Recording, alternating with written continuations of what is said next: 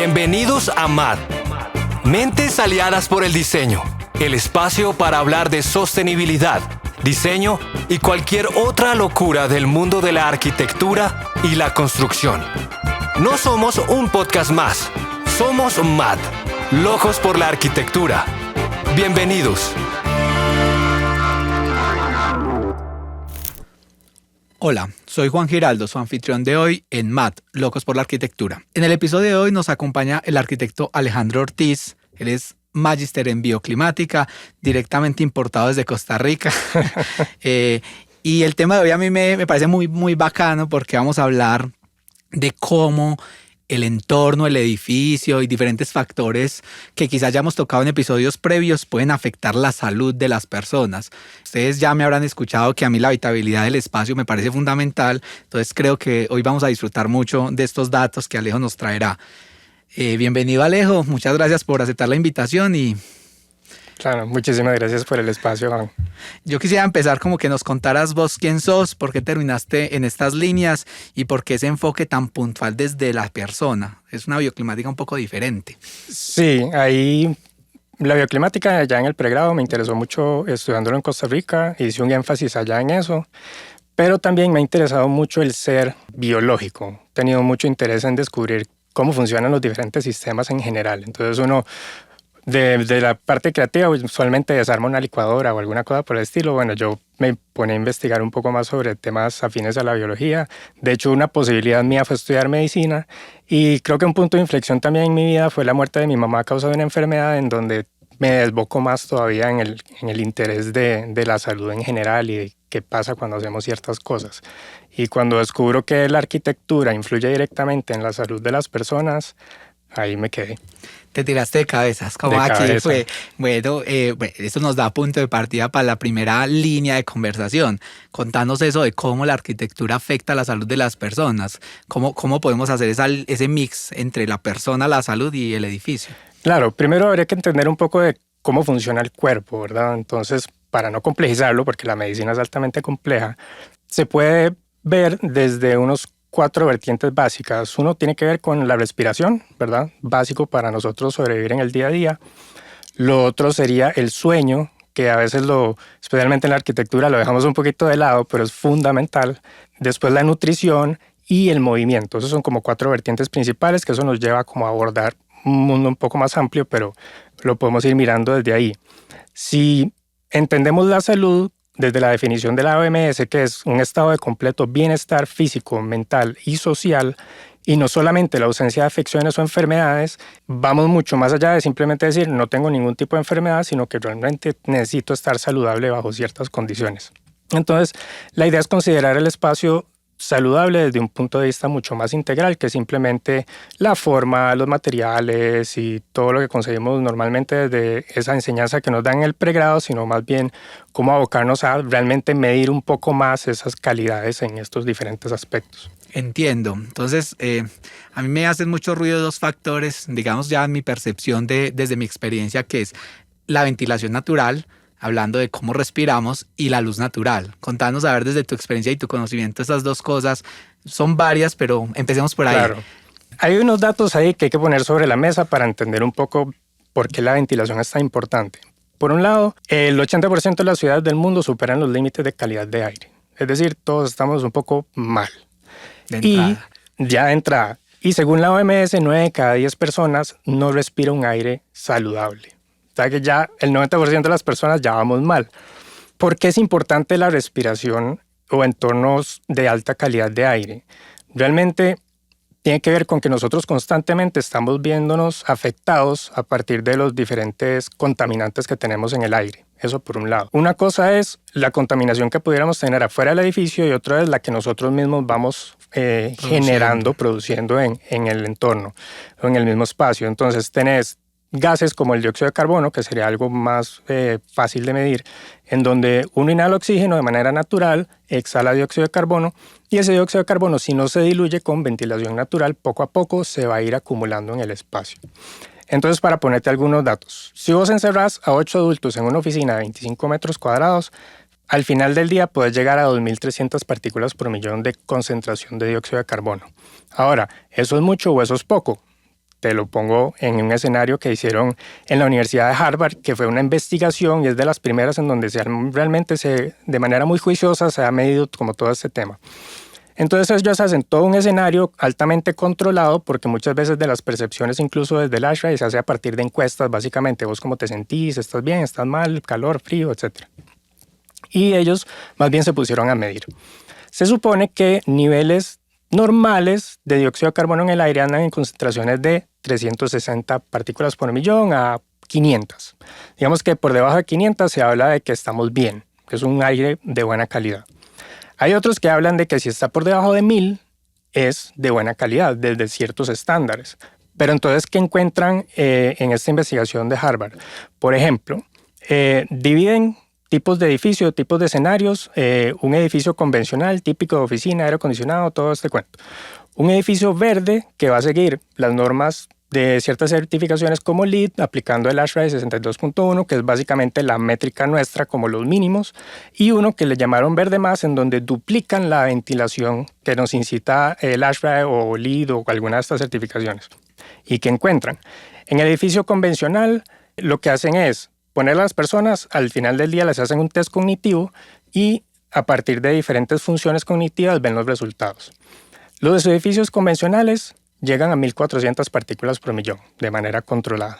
O sea que ya estamos hablando de unas concentraciones altas según ellos, y empiezan a encontrar que las personas tienen 50% menos rendimiento cognitivo.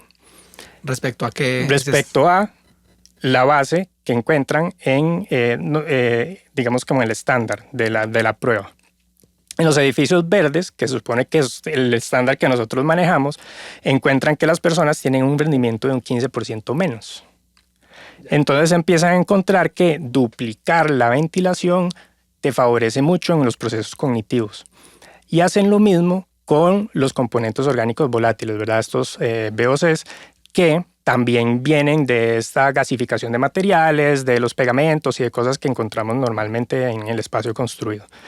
Entonces, no abrir una ventana, por ejemplo, te puede volver literalmente más tonto, porque entre más tiempo pasas en el espacio y no te ventilas adecuadamente, el cerebro va perdiendo capacidad cognitiva. Claro, ahí me hace mucho ruido porque a veces por frío se cierran las ventanas. Entonces, ¿cómo equilibrar esas dos cosas? Y me hiciste acordar de una anécdota, pues que en algún momento viví, que en un edificio de aulas de clase en Bogotá medí, porque hay sensores de medición de dióxidos de carbono. Correcto. Y era un espacio que no tenía ventilación y yo tenía la curiosidad de hasta dónde se llegaban partes por millón.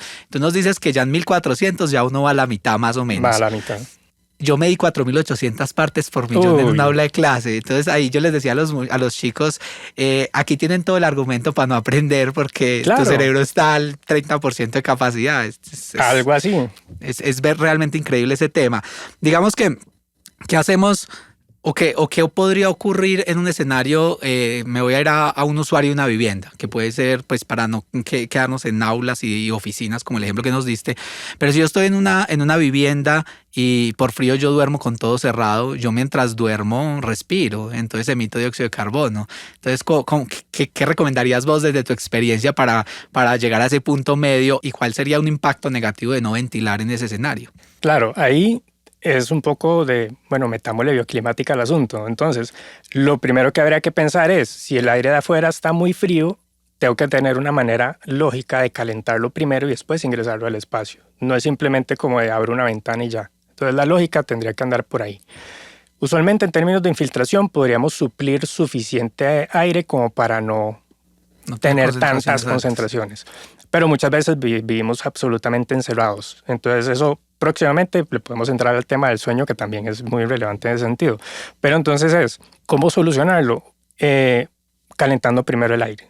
De alguna manera, puede ser con diferentes cámaras, con calentamiento solar pasivo durante el día, con inercia térmica en los muros. Hay muchas estrategias que se pueden abordar. Lo otro también es, si no lo hago, ¿qué pasa? Bueno, la alta concentración de dióxido de carbono lo que hace en el cuerpo es que te empieza a generar, por un lado, fatiga. Te empieza a generar no solo fatiga física, sino fatiga cognitiva, mental. Entonces estás como medio zombie. Entonces yo molesto a mis estudiantes cuando les digo, es que a veces ustedes se levantan y puede que sea por eso, que ustedes como que no se pueden despertar del todo porque falta todavía ese tema. Lo que se vuelve un problemático y crónico, o sea, cuando haces un tema de altas concentraciones de gases no deseados de manera crónica, en el tiempo te va a volver a enfermar. Entonces ahí es un tema base también de cómo nosotros debemos entender que múltiples factores externos e internos dentro de los espacios lo que hacen es estresar al cuerpo. Entonces, cuando hace mucho calor, ¿cómo lo llamamos nosotros técnicamente? Eso es estrés térmico. Bueno, el cuerpo se estresa y tiene que reaccionar e intenta adaptarse. Pero en esa adaptación también utiliza energía. Y por ahí viene también la fatiga. Constantemente el cuerpo intentando adaptarse. Si no logra adaptarse, el estrés se vuelve crónico y el estrés crónico se vuelve enfermedad y el estrés básicamente nos vuelve enfermos y estúpidos. Ya, o sea que diseñar y construir bien es básicamente garantizar inteligencia o mínima capacidad cognitiva pues en las personas y no solo en espacios educativos. Mira que uno en la casa puede sufrir de estas dolencias. A ver, vamos a salir un poquito de la ventilación natural para tocar otras cositas. Claro. En cuanto a luz natural, ¿qué datos así random e interesantes nos puedes dar o qué se te atraviesa? Porque la luz natural creo que todos en algún momento lo hemos vivido, que uno se deslumbra o de pronto por diferentes contrastes visuales a uno le puede dar dolor de cabeza, pero ¿qué otras cosas podrían ocurrir? Hay diferentes investigaciones que lo que te dicen es deberías tener ciertos niveles de iluminación para evitar la fatiga visual. Y la fatiga visual muchas veces ni siquiera nos damos cuenta, es de manera crónica, nuevamente, como el estrés, la fatiga visual crónica te empieza a deteriorar el ojo. Eso por un lado. En términos de iluminación natural es básico, fundamental para poder regular también el ciclo circadiano interno, pues ese reloj biológico que tenemos todos. Y no es que es uno, son muchos, o sea, cada órgano tiene su propio ciclo circadiano. Entonces, de alguna manera, el cuerpo es una máquina de percepción. ¿Cómo se entera el corazón, el cerebro, cualquier órgano del cuerpo que cuánta luz hay? A través de los ojos, principalmente. Entonces, cuando nosotros nos vemos expuestos de manera directa a la iluminación natural, hay un montón de fenómenos, de procesos que empiezan a suceder en el cuerpo que tienen que ver con hormonas y otro montón de cosas que nos empiezan a regular. Entonces, mientras dormimos, hay unos procesos que suceden de desintoxicación, pero durante el día hay otros procesos de activación. Entonces es un poco como regular el ciclo de la activación y la desactivación del cuerpo a través de la iluminación natural. Entonces muchas veces pensamos que el sueño solo tiene que ver con lo que hacemos durante la noche, incluso la higiene del sueño y cosas por el estilo, pero tiene que ver mucho también con lo que hacemos durante el día. Si durante el día no nos vemos expuestos a luz natural, el ciclo se descuadra. Sí, el reloj se desincroniza y no sabemos dónde estamos parados. Aquí estaba recordando pues datos de como bien lo dices, esto nos regula todo, de cómo el cuerpo va produciendo cortisol cuando necesita para activarte, pero luego cuando ya ese tono de luz del atardecer como naranja amarilloso le dice al cuerpo, mira, ya el día fue largo, es momento de respirar, ya vamos a descansar, y llega uno a la habitación y prende una luz blanca, entonces volvimos a resetear el reloj. Entonces como que el cerebro todavía no entiende qué está pasando y de pronto en eso la higiene del sueño empieza a sufrir bastante. Sí, porque ahí lo que le va a pasar al cuerpo es que se va a volver a activar cognitivamente el cerebro y dice, bueno, sigamos dándole, pero el cuerpo está agotado y no da más. Entonces hay una diferenciación entre la presión de sueño y la activación que te va a generar las diferentes hormonas como el cortisol para poder seguir adelante. Pero entonces es una lucha constante entre me duermo o sigo activo, ¿verdad? Y el cuerpo es el que se ve afectado. Claro, el cuerpo físico te dice, tenés que dormir, estoy cansado, pero la mente te dice, dale, que tenemos cortisol, dale. Que todavía le podemos seguir dando al Netflix, hágale otro episodio y así, cosas así. Interesante. Ahí habría una recomendación muy interesante para todos los oyentes. O sea, en una habitación, preferible una luz más cercana a tonos del atardecer, a una luz cálida, preferiblemente. Y si te gusta, pues, para leer o alguna luz de pronto puntual, con una luz cálida que te invite a que lentamente lleves al cuerpo a ese estado, porque es higiene el sueño. Hay una cosa curiosa ahí con el tema de las lámparas, y es que uno puede perfectamente tener una lámpara de noche para poder leer y no te va a afectar en mayor medida porque el ojo como que se divide en dos. Entonces la parte de arriba detecta más la iluminación del cielo y la parte de abajo detecta más iluminaciones más puntuales. Pero entonces la de arriba es la que se tiende más a activar el cortisol y la de abajo no tanto. Entonces, cuando tenés una lamparita para leer en la noche, funciona súper bien, siempre y cuando no sea una luz blanca, tiene que ser una luz más amarilla, más cálida, porque entonces activas menos el cortisol en el cuerpo y más bien promueves una producción de melatonina más natural. Súper. Yo creo que hay unos tips interesantes, por eso decía que este tema me suena bastante. Digamos que si nos vamos vámonos a otro tema, ¿qué otra línea la arquitectura nos puede ir afectando esos ritmos? Ya hablamos de luz natural, de viento, pero no sé si podemos hablar de cómo en esos 4 aspectos que nombrabas ahora, la arquitectura cómo afecta esas otras variables de la salud del cuerpo. Claro, ahí quedándome un poquito en el tema del sueño es, por ejemplo, si no dormimos bien, ¿qué pasa al día siguiente? Entonces resulta que tenemos una parte del cerebro que se llama la amígdala, que es como el lugar donde se detecta el peligro y cosas por el estilo. Y hay una situación que pasa cuando no dormimos bien. Al día siguiente, la amígdala está sobreactivada. Entonces, ¿qué va a pasar con esa sobreactivación? Todo el mundo te cae mal. Estás más reactivo, vas a estar hipersensible. Entonces, ¿qué va a pasar con eso? La gente va a interactuar más violentamente. Entonces, estás hablando desde el punto de vista del sueño, cómo generamos sociedad solamente. Sí, ya se vuelve un problema social, claro. Ya ni siquiera es solo personal en mi salud. Y eso se puede lograr, o esas situaciones pueden suceder por un mal diseño de una habitación. Te voy a contar un ejemplo que yo tuve, que yo viví directamente. La habitación principal del apartamento donde yo vivía antes colindaba con el área social de la torre de al lado. Entonces, el vecino hacía fiesta hasta las 4 de la mañana y uno no dormía bien.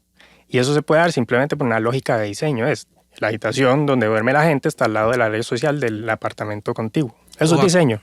Eso, y si el diseño llegó ahí por diferentes variables, materiales, aislamientos, trampas acústicas, son estrategias para mitigar estos problemas. Entonces ve qué complejo se vuelve el diseño, porque entonces te estoy hablando de abrir la ventana para no ahogarte en dióxido de carbono, pero el vecino está de fiesta, entonces tienes que cerrar.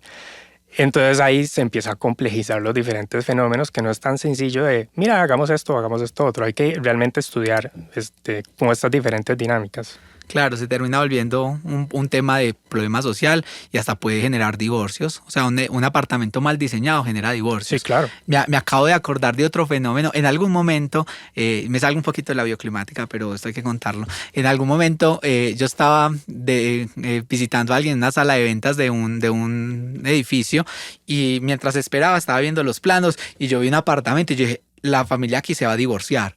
Y se quedaron mirándome como, ¿por qué? Y efectivamente había un cruce de puertas tan mal diseñado que cuando alguien salga afanado del baño le va a dar un puertazo en la cara al otro. Oh. Entonces es como, mira que la arquitectura, saliéndome de bioclimática, que es de ese foco específico, es diseño. O sea, un puertazo en la cara cada mañana que salga de afán la pareja, eso genera divorcios. Sí, entonces, claro. Mira cómo no dormir bien te pone sensible, y si la otra persona tampoco durmió bien y los dos están sensibles, y entonces pueden haber discusiones muy frecuentes por el hecho de una ventilación, iluminación, ruido. Está interesante esta línea.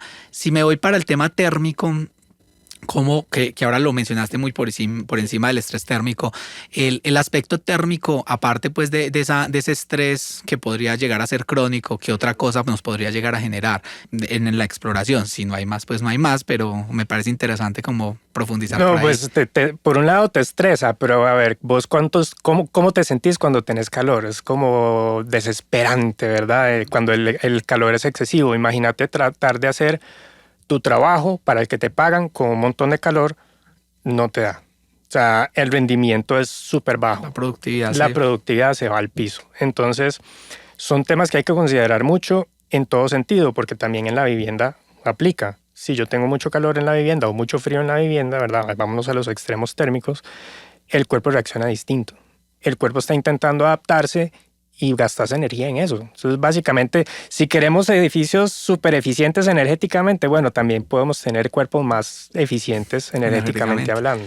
Me hiciste ahí hacer un cruce y recordar en el tema del frío. Si nos vamos a este clima extremo de frío, cuando un espacio de un apartamento quizá esté mal ventilado o mal asoleado y de pronto nunca se calienta y mantiene superficies muy frías y con humedades relativamente altas, puede empezar a condensar, a generar hongos en algunas esquinas. Esos hongos pueden generar enfermedades, pero Ese es el caso extremo. Ahora, un caso de pronto sin hongo, si es un espacio muy frío, imaginemos un edificio de pronto muy de concreto, sin mucha radiación solar, todas las superficies frías me pueden generar, y el aire frío me pueden generar problemas respiratorios. Y alguien me contó el caso de un edificio donde todo el mundo mantiene con gripa y ya están mirando cómo demandar una constructora. No hay bases legales hasta el momento en Colombia, pero habrá que crearlas también, porque es que es la salud de las personas. Entonces creo que eso es una línea también bien chévere. No sé, yo quisiera como que nos contaras hacia qué línea uno puede o por dónde puede explorar estos temas, si simplemente es por tu curiosidad por la medicina o ya hay unas líneas de conocimiento que están enfocándose mucho en esto, porque bioclimática ya hay, digamos que en cantidades relativamente altas, ya hay varias maestrías, posgrados y demás, pero si alguien se interesa por estas líneas, ¿cómo qué le recomendarías? ¿Por dónde ir? Porque si bien es bioclimática, tiene un enfoque muy particular. Sí, claro. Yo ahí te diría la inclinación más actual es desde la neuroarquitectura, que es realmente cómo los efectos del espacio generan efectos en el cuerpo de las personas. Hay diferentes investigaciones que ya poco a poco se han venido dando que empiezan a ampliar en este tema, ¿verdad? Que no es solamente, pues sí, por supuesto, todo el lado de la bioclimática, de la temperatura, la calidad del aire, etcétera, etcétera, pero también es como, por ejemplo, espacios más altos te motivan la creatividad, como espacios más confinados no comprometen, sino que motivan un poco más la concentración, como sutilmente el cuerpo se va modificando a partir del espacio construido. Entonces ahí es donde realmente tenemos que sentar cabeza y decir, nosotros tenemos una responsabilidad enorme, porque nosotros de alguna manera determinamos la calidad de vida de las personas, de los espacios que nosotros diseñamos.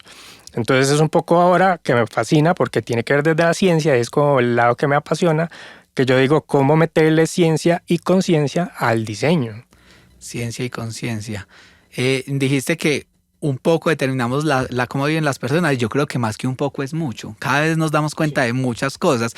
Ese datico que lo dijiste muy rápido, me pareció muy bacano porque cliquea mucho de que casi que hackeamos el cerebro. Entonces, si alguien hoy día dice, necesito hoy sentarme a ser creativo porque mi trabajo me lo obliga o porque estoy haciendo una obra de arte o por lo que sea, si yo quiero hackear mi cerebro y explorar esas posibilidades espaciales, me voy para una biblioteca con un vacío gigante, según el dato. Pero si yo hoy tengo que hacer una prueba matemática y quiero estudiar matemática pura, concentración y memoria, me voy a un cubículo chiquito y básicamente hackeo el cerebro.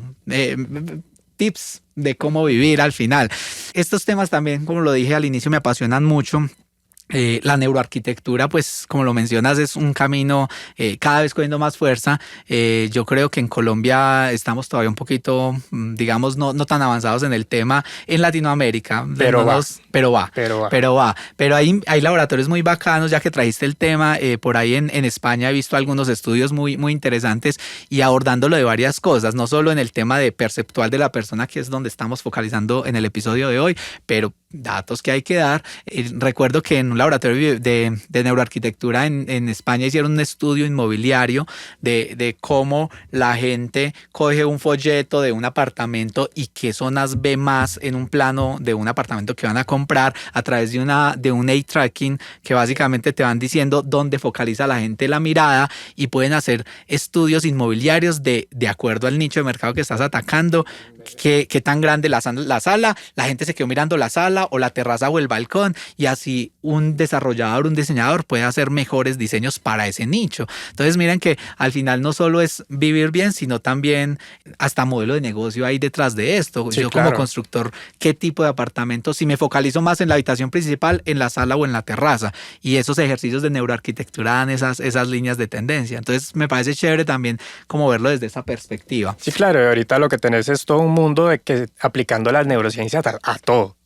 Ahorita por eso se empieza a aplicar en la arquitectura y empezamos a tener esta interdisciplinariedad en las investigaciones, porque se empieza a juntar la ergonomía con el diseño arquitectónico, el diseño de interiores, el manejo de materiales, cómo reaccionan las personas. Entonces, por ejemplo, materiales más naturales disminuyen el estrés. Entonces es la relación más biológica del cuerpo, evolutiva, de si tengo una pared de piedra real, si tengo una pared de madera real, si tengo una pared de barro, de tierra, etcétera. El cuerpo se comporta diferente, y son esas pequeñas sutilezas en el cuerpo que en el día a día se van acumulando, para bien o para mal. también eso me hizo pensar en, definitivamente esos capítulos a mí me traen unos recuerdos muy interesantes. Hablando una vez con un psicólogo sobre estos temas, me decía que nuestro cerebro sigue en la jungla, sigue en la selva. Sí, claro. Y el tema es que biológicamente evolucionamos mucho para tener el cerebro que tenemos. Toda esa evolución se dio en millones de años en la selva y llegamos y nos metimos a la ciudad en 200 años. Entonces el cerebro no ha cambiado, el cerebro sigue estando en la selva y por eso los materiales naturales te dan una percepción de más tranquilidad. Y si nos vamos ahora al teletrabajo, el argumento que me daba este psicólogo era muy bacano, es que en el teletrabajo tú metes la jungla a tu casa y por eso a veces la gente no duerme bien. ¿Y por qué metes la jungla? Porque en el teletrabajo, vámonos a la evolución histórica, antes el trabajo era salir a cazar, salir a matar bestias, a la jungla. Y cuando llegabas a tu cueva, tenías alguna protección para con esa jungla. Ahora, tu trabajo está en tu casa. Entonces, si está en el mismo espacio, que a veces pasa, en la pandemia pasó, trabajar en la misma habitación donde duermo, metiste la jungla a tu casa. Y tu cerebro, ¿qué dice? Yo aquí no duermo, la madre pues me comen. Y es muy loco porque amigos míos en algún momento me manifestaron como, mira, yo nunca pensé en ir a un psicólogo y después de trabajar en mi casa me tocó ir a terapia. Y yo decía, Claro, metiste la jungla y no eras capaz de dormir, te estresaste, generaste dinámicas en tu cerebro que abrió traumas, abrió problemas. Entonces aquí empieza uno a conectar con diferentes cosas de cómo habitar el espacio es fundamental, no solo cómo diseñarlo, sino cómo usarlo y qué hacer en cada uno de esos espacios. Claro, y ahí te metes en temas de los rituales de las personas, ¿verdad? Y cuando vos ahora con el teletrabajo modificás espacios que ya tenías pensados para otras actividades, te modifica los rituales, te modifica las actividades y te modifica el comportamiento. Y además de eso, tenés una sociedad que hace muy poco tiempo, en términos evolutivos, empezó a funcionar con luz artificial. Entonces los ciclos circadianos están locos. A eso súmale que a ninguno de nosotros nos dan una clasecita como de gestión de las emociones o de comunicación o de cómo respirar y un montón de cosas que son fundamentales para la biología. Es decir, si vos logras controlar tu respiración, puedes lograr controlar tu estrés. Y eso a nadie se lo dicen. Pero yo creo que esto abre caminos. La respiración. Sí, esto abre caminos muy bacanos de quizá aquí tenemos que sentarnos a hablar con médicos también y psicólogos. Sí, claro. Este podcast está abriendo un panorama muy bacano y bueno, yo creo que esperamos que ustedes nos sigan acompañando en esta aventura. Yo creo que cada día nos encontramos con datos más interesantes. Y bueno, yo creo que aquí ya vamos dándole un poco de cierre a este episodio. Datos muy interesantes, Alejo. Muchas gracias por aceptar la invitación. Con todo gusto. Seguramente hay muchas cosas más de qué hablar. Y las iremos abordando en diferentes escenarios. Muchas gracias. Aquí a la disposición. Muchísimas gracias. Y ahí sí, como último dato, si quieres dar alguna invitación o cómo te encuentran en redes para que te sigan, si necesitan alguna consultoría y demás, publicidad política pagada. Muchas gracias. Por los lados de LinkedIn me pueden encontrar como Alejandro Ortiz Cabezas.